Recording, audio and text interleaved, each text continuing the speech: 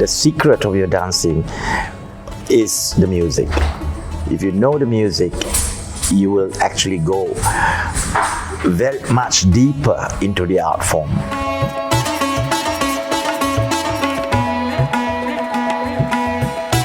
I did the great Tamil work, the Epic of the Anklet or the Chilapadikaram.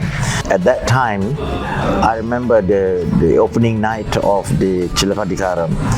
There was a long line of people queuing up outside the Victorian Arts Centre, and the manager of the Victorian Arts Centre came to me and said, "Where are these people coming from?" Now we've got 137 Arangetrams, and I'm very proud of my students. I'm very proud of the way they have carried on the discipline, the training, the love of dance and music.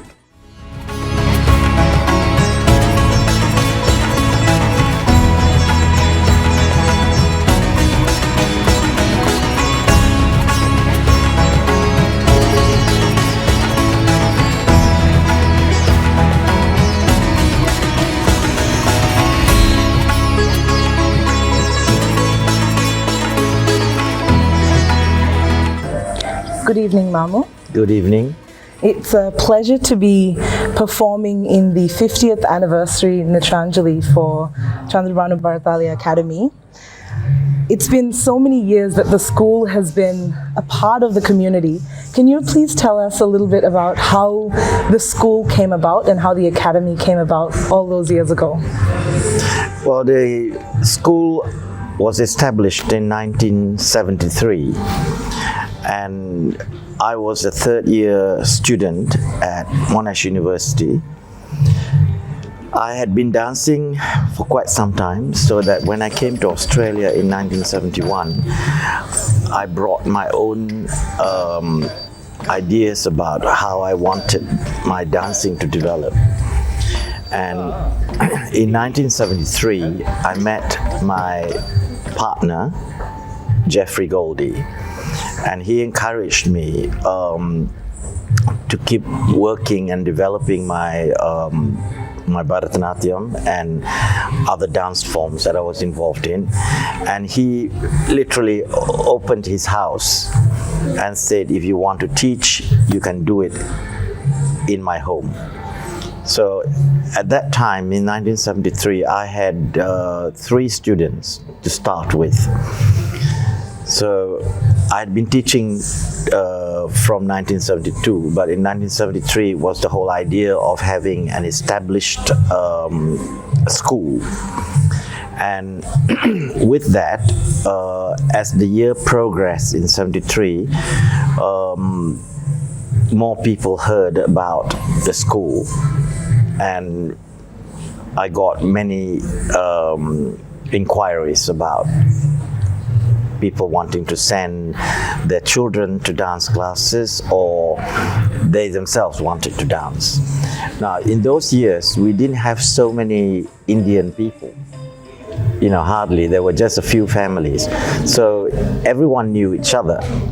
So word of mouth meant that every time I did a performance at university or at some function that I was invited to, word would spread that there was somebody who was a Bharatanatyam dancer and also a teacher. So from there, from 1973, I began to get more students. So at one point, there were people whom I met, you know, who were Indians, and they said that they have a daughter and they would like their daughter to come and learn Bharatanatyam. Now, that was Ambika's parents. So from there, they sent me Ambika. I think she was 6 or 7 years old. And she started, and then word got around, and other people, friends of the Dohertys, started sending their children to me. So by the end of the year, by the end of 1973, the year of the establishment, I had roughly about 15 students. Wow. And this would range from young children to adults.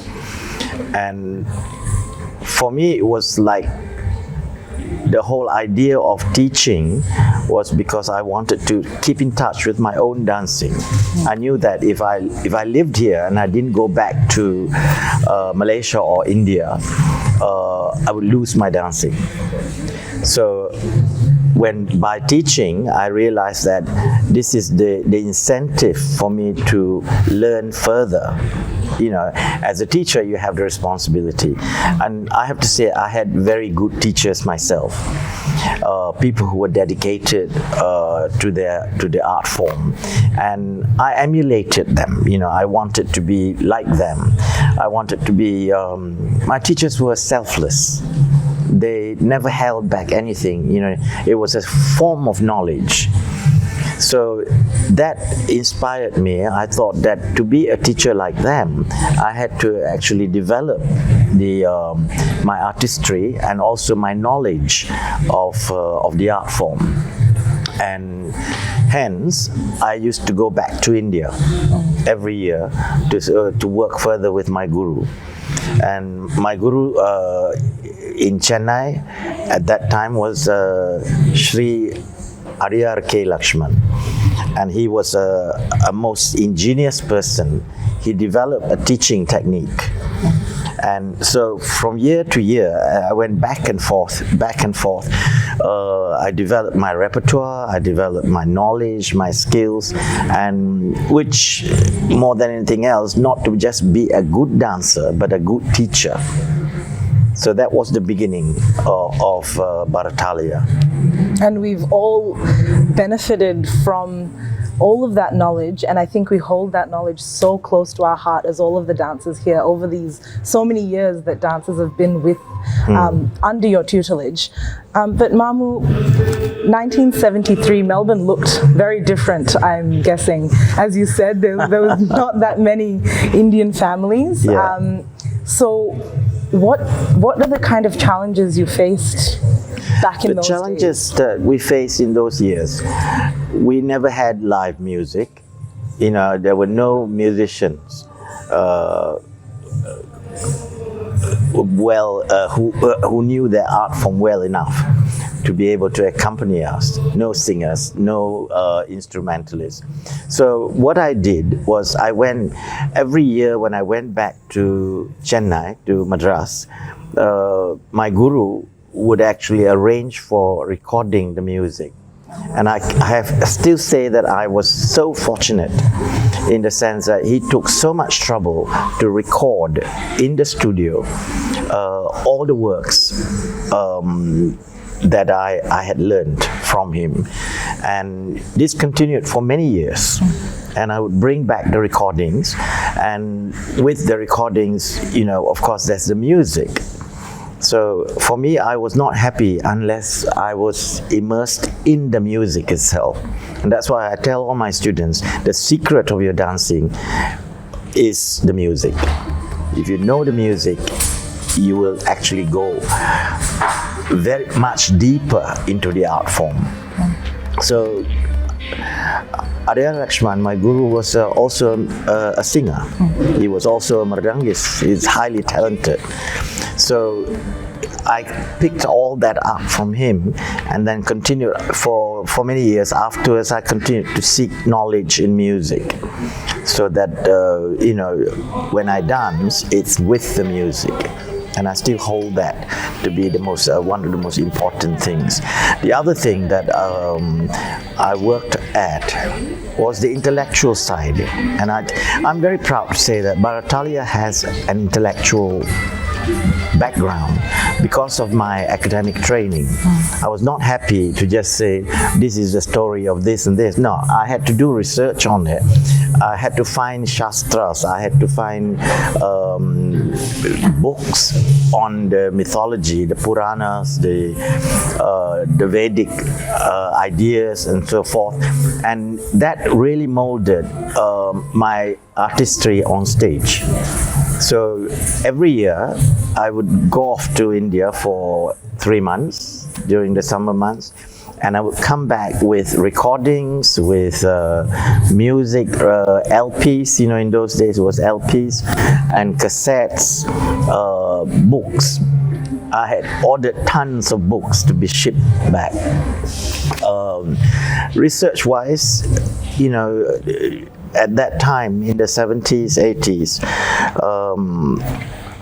I started working on my PhD, and that gave me the tool of research and the whole idea of, look, you can't just claim anything, you got to prove it.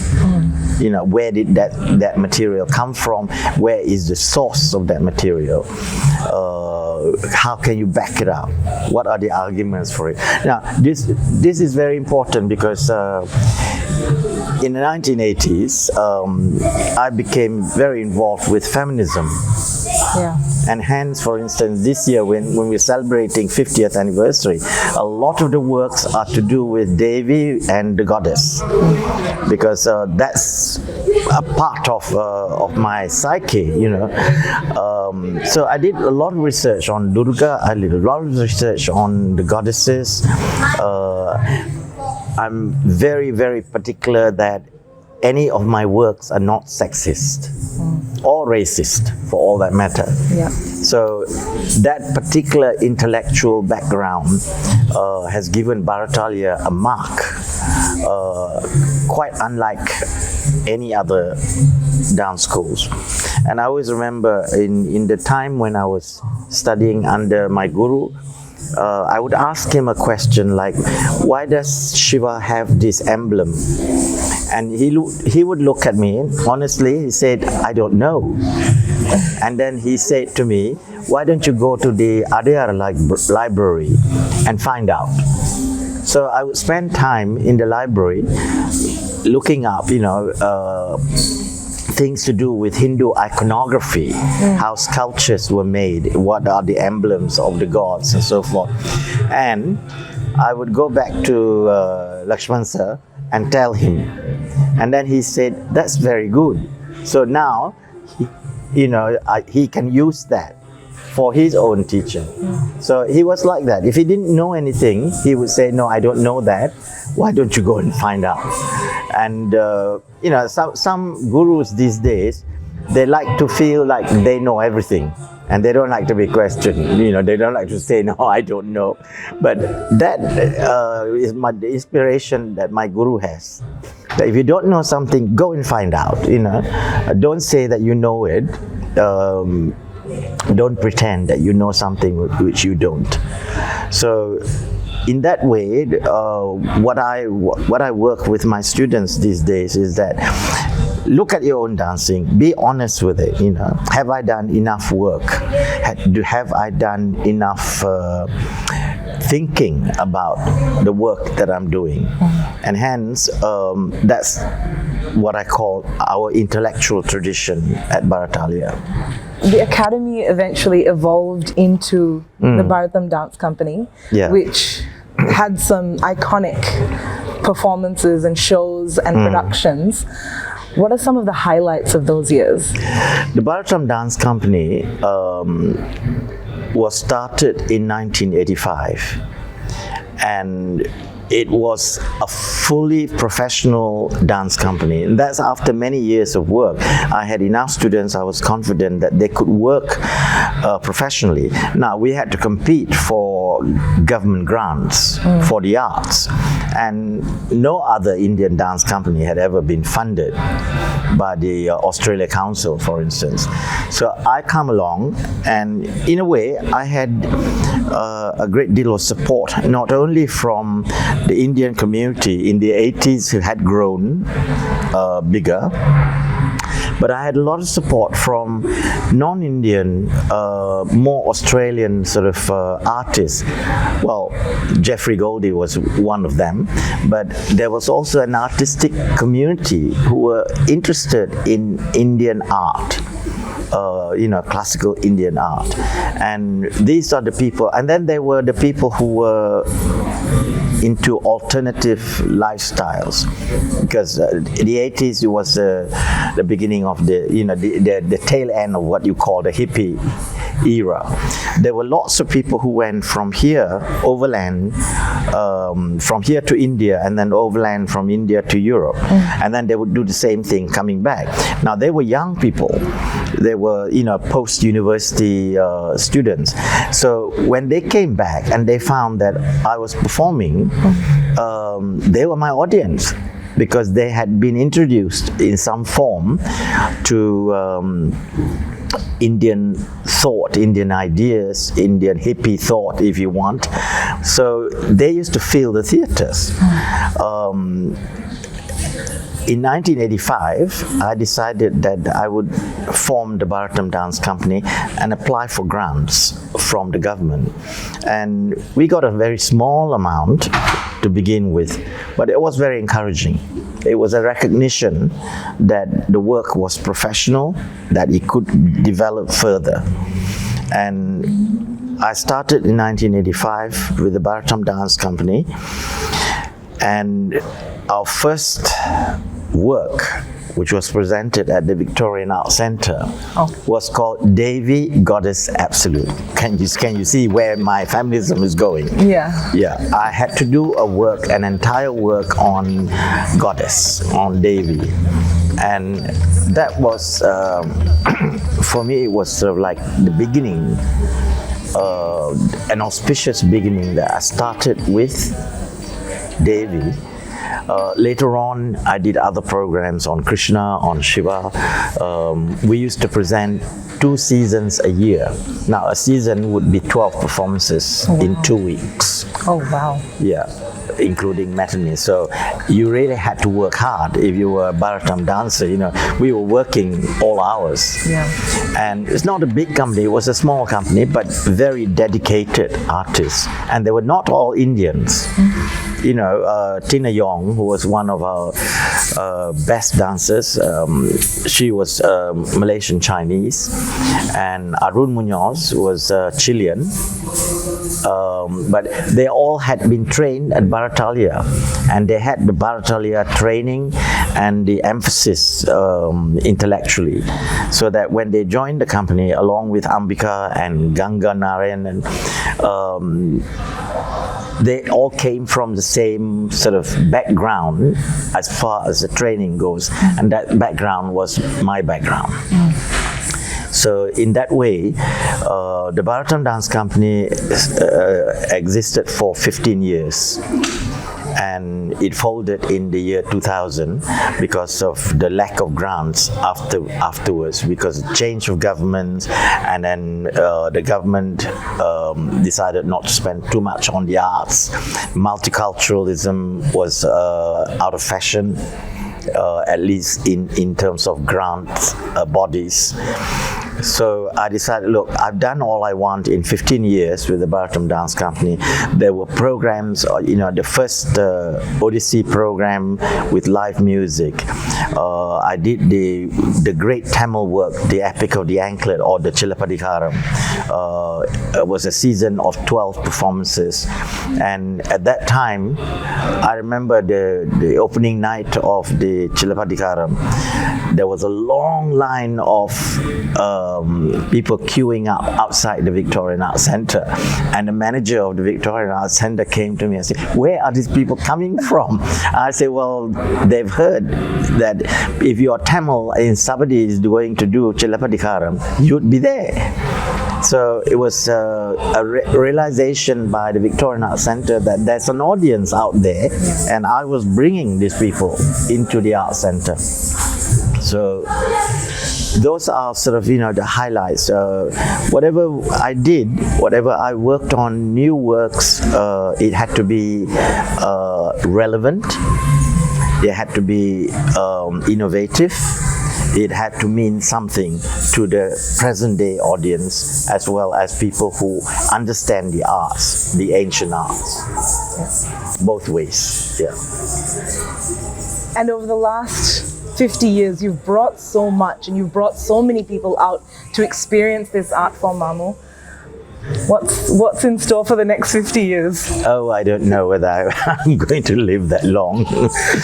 But I'm very happy at 50 years when I look back from very simple beginnings to being funded by the government for the Bharatanatyam dance company, and the school has produced, up to date now we've got 137 arangetrams, and I'm very proud of my students. I'm very proud of the way they have carried on the discipline, the training, the love of dance and music.